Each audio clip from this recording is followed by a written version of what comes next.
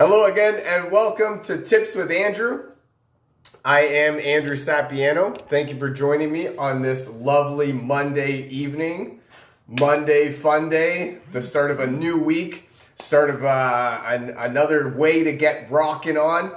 A new week to let go of old stuff, bring in the new, filter out the old, bring in the new. Let's get it going. Hope you guys had an awesome weekend. Hope you guys are ready for another rocking week. Got some good goals. Got some stuff that's going to push you. Let's get it happening. I love it. Let's do it. Let's do Monday. Okay. So today, Monday is, in most people's opinion, the worst day of the week.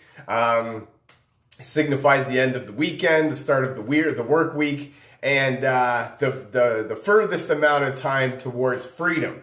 So with that, I figured the perfect opportunity to talk about managing stressful situations, and all sorts of stuff that comes along with that. This time of year in particular, the Christmas season, the holiday season, is one of the most stressful times of the year. This year in particular adds a next level element. But, with everything that you've got going on, all of the planning, everything that needs to happen throughout the Christmas and the holiday season into the new year can be very overwhelming. And it's not hard to understand why once you start going through all the stuff that needs to be done in order to even have a half decent holiday season. So if you want to go above and beyond, it's definitely going to be way more effort, way more work, and way more stress that you're putting on your body. Now, don't get me wrong. Good stress, there is good stress. Not all stress is bad, and you need some stress because you need to be pushed a little bit. You need to be brought outside your comfort zone, put into situations that aren't always sunshines and lollipops, and that do make you grow and push you as a person. So some stress is good, but when you get overwhelmed and you start, losing sleep, night sweats, all that stuff that comes along with it, overeating, not sleeping at all, you're moody, you're grouchy, and that's not really the person that you want to be, nor do you want to portray that to other people. So here to help is me. I have some tips that help me manage my stressful situations this time of year in particular, and I'm going to share them. Hopefully you get some value out of this. Let's dive right in. Tip number one, and I can't stress this enough, is to get a massage. Definitely go somewhere with some sort of deep hands that can get right into the tissues. That's definitely going to be better than anything. But if you can't get there, definitely do a little bit of yourself, on your shoulders. You can feel the tension. I know for myself, I can feel the knots right there, and it doesn't take a whole lot of pressure to understand that there's a lot of tension being held in my shoulders, my back, my legs, stuff like that. I like using, for me, I love using the Deep Blue lotion from doTERRA. The oil is great. It's diluted and fractionated coconut oil, so it makes for easier application. But this one comes in a lotion. It comes as easy application, almost instantaneous benefit, and I love it.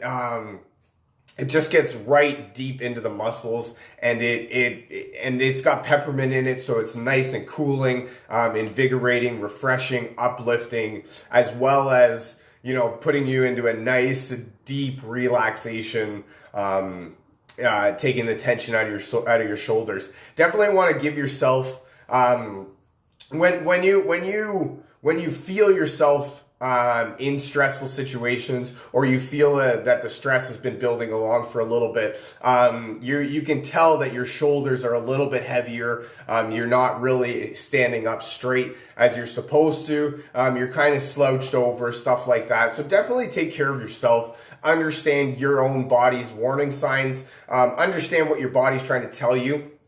And definitely listen to it and give it what it wants. You know, if your shoulders are carrying a lot of tension, definitely just give yourself, you know, a little massage. Doesn't have to be with oils. Maybe when you're in the shower, you know, if you just use like soap just to give you that sort of you know, lathering sensation, ability to get more of an area as opposed to just the water. But you know, even stuff like that, if you stand under like the hot water for a little bit, to really get into your muscles and sort of you know, use that as like a jet stream type thing. But that's definitely one of the better tips that I can provide, is that definitely you want to release whatever tension is going on in your body. And your body holds on to stuff that maybe it should or shouldn't, but that's not its fault. It's just what it's designed to do. It's your job to understand what your body's trying to tell you, understand the warning signs, and definitely do something you know, to help your body, to help the natural healing process, and really you know, to release some of the tension that your body is holding on to, so that you can, you know, you can progress and you can let go of the past. Number 2 is to take a break. Definitely want to take a break. You want to make sure that you schedule downtime. Especially this time of year, it can be so easy to get caught up in all the hecticness of everyday life. You know, the shopping, the hustle, the bustle, the malls, the restaurants, the grocery stores, cooking, everything. That's not even the tip of the iceberg. And so it's very easy to get overwhelmed. It's very easy to get caught up in all of the moments going on, trying to capture whatever little bits you can. You definitely want to take some time to take a break for yourself. Just to sort of hit the reset button. Definitely, if you can, find a place in your house, in your apartment, if that works. If you can't, go for a walk, find a spot, you know, on a park bench somewhere. Maybe go to some place quiet where you can just sit and think and just give yourself a break. Allow yourself to be proud of yourself and to take into consideration all the stuff that you do that's going on in your life that you have to take care of on a daily basis. And it's easy to get caught up in all of it. Definitely take time to take a break. Schedule it in your day planner to take a break. I know for me personally, when I schedule things, I tend to follow through more on it. Tina, she makes lists. So if taking a break is on her list, she's definitely going to do that. It gives her something to cross off. So definitely do whatever you can to take a break, sort of step back from your everyday life and just hit the reset button. Give yourself a nice relax. You know, maybe take a bath, some Epsom salts. Definitely do whatever you can to allow yourself to relax. That leads me into my next tip, is to journal down your thoughts. Write down everything that you're thinking, that you're feeling, that you're planning, that you're doing, that you want to do, that you're not doing because of whatever it is that you think you are blocking. Because I know for me, what happened more than anything when I started journaling my thoughts is that everything that's in my head it seems like a lot more that's going on in my head than it actually is when I actually put pen to paper. When I put pen to paper, it's not all that daunting of tasks. It's not all that overwhelming of a life that I have going on. It's just in my head. It seems like there's a whole lot more moving parts to everything, that you get caught up in, you know, where do I go from here? What do I do with this? How do I organize? How do I prioritize this, that, blah, blah. Definitely write down what you're thinking, even what you're thinking at that current moment when you're like, I have nothing to write down. I don't know what's going on right now. I just feel so overwhelmed. And then that's it. Like, you just keep going at it. Just put pen to paper, start writing stuff down. You'll realize that A, you don't have as much going on in your life as you think you do in your head. And B, everything is now written out in chronological order of what your brain thinks needs to happen. So now you can look at it and see it in writing what needs to get done, and then that way you can prioritize. You can make it less stressful for yourself because you're getting what you need to get done, and that way you could focus on what needs to happen or what needs to get done more. I guess just prioritize better, I guess, basically is what I'm trying to say. That way it'll make you less stressful because the things that need to get done are getting done, and then you can see how your list just sort of progresses, and then that'll make it easier for you than anything. Next tip, and this one is actually very, it's not always easy to do at the current moment, but definitely you want to find something to smile about. Anything that you can, even if it's just looking outside to see the great stars, the nice sun. It's not sunny out anymore. We get nighttime at like 3 o'clock in the afternoon. That's just wintertime here in Canada. But that's it. Like there's always something out there to smile about. If you have to think of a significant other, perhaps a family member, an old friend that you haven't seen for a while, so whatever you need to do to give yourself something to smile about. Because when you get in really stressful situations, when you allow the stress to build up, when you allow the anxiety and all that stuff to get into an overwhelming state in your own personal thoughts, it's easy to lose sight of you as a person and what you're trying to get accomplished. So when you take time and you step back and you smile, it just lets you know, it gives you a confidence boost. That's what I think more than anything. It just gives you a boost of confidence to keep going and the motivation to know that you are enough. And when you smile, I mean, right away, I don't know, this is kind of off topic, but it takes more muscles to smile than it does to frown. So if you're frowning, if you smile a lot, it's kind of like exercising. Maybe, I don't know, why not? But definitely and even if you have to tell yourself a dumb joke or whatever, anything you need to do in the moment to kind of take a step back from your overwhelmingness that is your life and just smile. Know that you are enough, know that you're awesome.